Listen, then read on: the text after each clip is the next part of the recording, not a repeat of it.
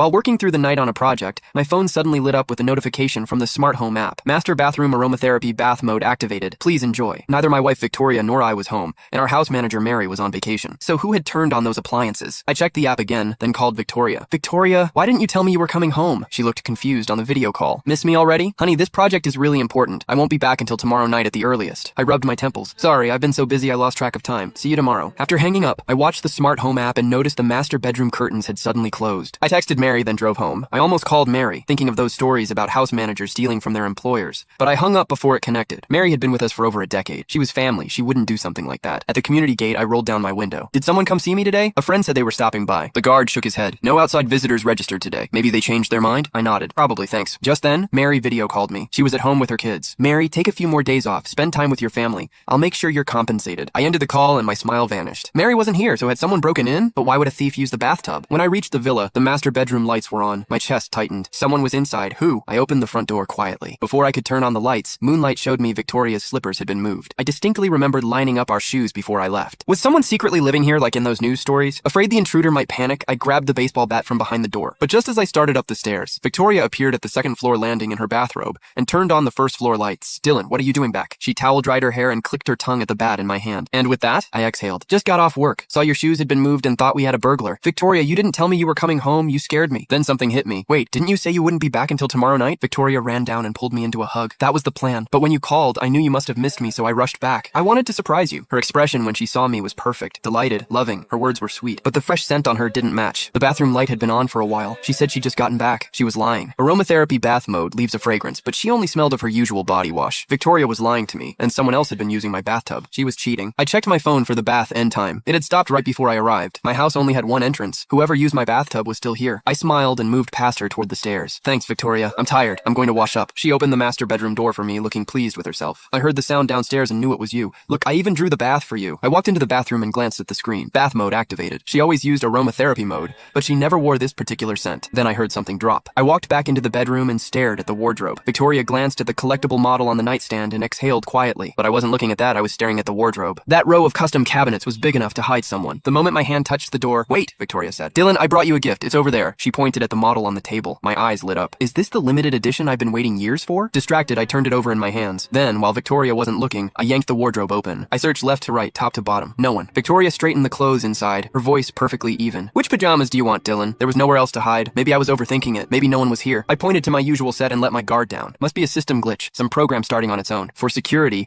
I had facial recognition cameras at the front door and a hidden camera inside pointing at the entrance.